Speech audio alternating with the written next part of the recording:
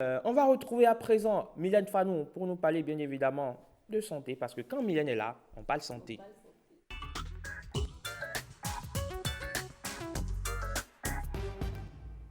Généralement, vous entendez parler de compléments alimentaires, mais vous ne savez pas fondamentalement de quoi il est question ce matin avec Madame Santé, qui nous aide véritablement à savoir les gestes à adopter, les aliments à consommer. Bien évidemment, on va parler des compléments alimentaires. Mylène, bonjour, bienvenue. Bonjour Raymond, bonjour amis téléspectateurs, bonjour Rebecca, bonjour Bruno. Bonjour Mylène. Entre-temps, pendant que vous n'étiez pas là, il y a eu un festin sur ce plateau. J'étais là, j'ai On a tout fait un tour suivi. chez vous. Exactement, Voilà. j'ai suivi. On va parler mais bien évidemment des compléments alimentaires. Oui. Et quel que soit le nombre de fruits ou de légumes qui composent votre plat, c'est la portion qui compte. On nous l'a souvent dit, il faut prendre 5 fruits et légumes par jour. Pour que notre organisme fonctionne correctement, il lui faut ces nutriments et vitamines.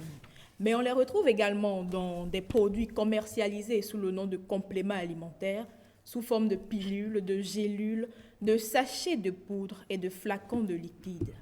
Docteur Ayenan, bonjour. Oui, bonjour madame. Vous êtes microbiologiste, pharmacologue. Merci bien ça. d'être là. Je vous en prie. Tout à l'honneur pour moi. Quelles sont les composantes d'un complément alimentaire? Alors, avant de répondre, je voudrais d'abord définir ce que c'est qu'un complément alimentaire.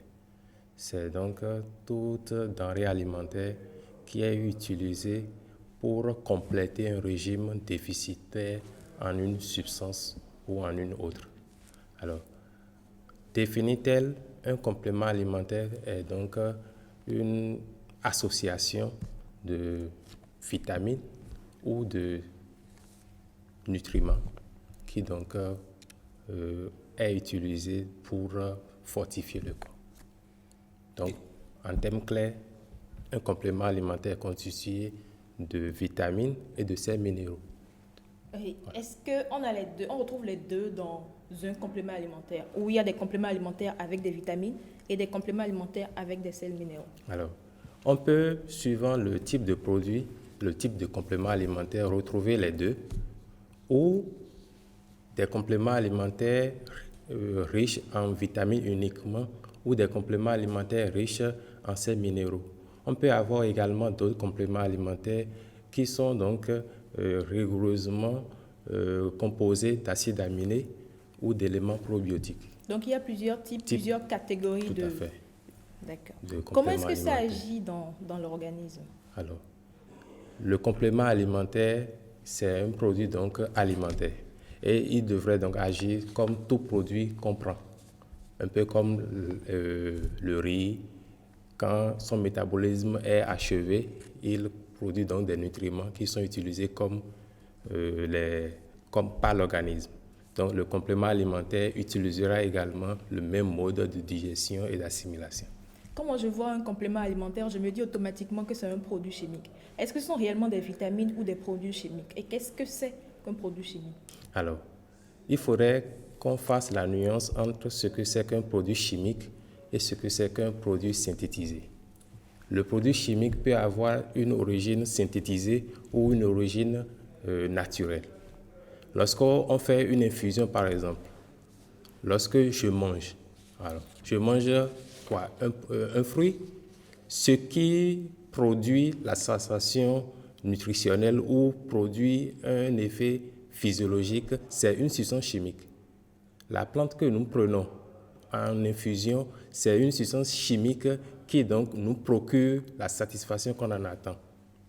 Et donc, un complément alimentaire ou une substance chimique n'est pas forcément, ne doit pas avoir une connotation péjorative.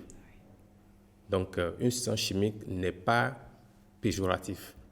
Lorsque la substance est synthétisée, c'est en ce moment que ça pourrait avoir, suivant le mode d'utilisation et le non-respect de certains paramètres, on pourrait donc avoir l'effet tant décrié. Alors, qui est-ce qui peut prendre un complément alimentaire? Tout le monde peut prendre un complément alimentaire ou c'est destiné à une catégorie de personnes? Voilà. Tout le monde peut prendre un complément alimentaire. Tout dépend donc du régime alimentaire de ce dernier. Lorsque vous et moi, nous sommes à Cotonou, nous sommes dans les grandes villes, nous sommes au boulot, il y a ce que nous appelons le régime alimentaire qui n'est pas totalement respecté.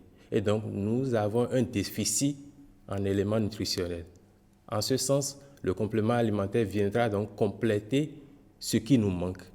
Alors, si on mange convenablement, et on mange convenablement en termes de qualité, d'accord, on n'aura pas besoin d'un complément alimentaire.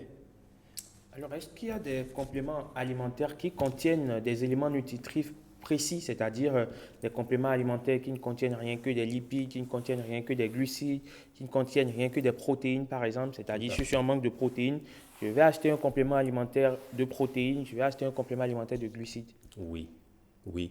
Et en référence au type de compléments alimentaires, nous avons 7. Il y a les compléments alimentaires qui sont donc des vitamines, qui constituent aussi une catégorie. Il y a vitamine A, B, ainsi de suite. Nous avons les compléments alimentaires qui sont relativement composés de sels minéraux. Donc, si je suis en déficit d'éléments minéraux, donc je m'adresse à ce type de vitamines, de compléments alimentaires. Il y a les éléments riches en faits à base de probiotiques, les compléments alimentaires qui sont donc également réalisés à partir des acides aminés, des protéines comme vous l'avez dit. Donc il y a plusieurs classes de compléments alimentaires. Suivant mon besoin, je pourrais donc m'adresser à tel type ou à tel autre.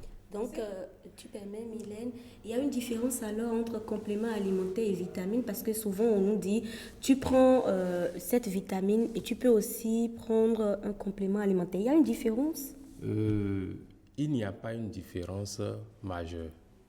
Le complément alimentaire est donc, la vitamine est un complément alimentaire. Et donc ce serait un abus ou un pléonasme que de dire prends ce complément alimentaire et prends cette vitamine. Ce qui serait indiqué, c'est de mentionner prends la vitamine. Je vous conseille donc un complément alimentaire à base de vitamines ou à base d'extraits de plantes. Et on entend d'ailleurs le mot alicament. En parlant de ça, c'est quoi un alicament? Un alicament, c'est un mot composé qui est donc un produit qui peut être à la fois utilisé comme aliment et à la fois utilisé comme un médicament. Je prends par exemple l'ananas. L'ananas peut être utilisé comme un complément alimentaire lorsqu'on peut dégraisser. Et il peut être également utilisé comme une source de vitamines lorsqu'il est consommé après le repas, par exemple. Et ces produits sont généralement vendus sans ordonnance. Est-ce sans danger? Non, ce n'est pas sans danger. Ce n'est pas parce que c'est en vente libre qu'on doit se permettre de l'acheter et de consommer comme on le voudrait et quand on le voudrait. L'idéal serait donc que l'on prenne conseil chez un spécialiste pour mieux faire le choix et la posologie à suivre dans sa consommation. D'accord. Il faut donc alors bien se nourrir. Bien se nourrir. Prendre 5 fruits et légumes par jour. Oui, et si on a l'impression qu'on a une carence, il faut d'abord aller consulter avant de prendre ces compléments alimentaires. Merci, docteur. Je vous en prie. Merci également à vous aussi, Mylène Fanou. Désormais, vous savez tout sur les compléments alimentaires, vous savez tout sur les gestes à adopter.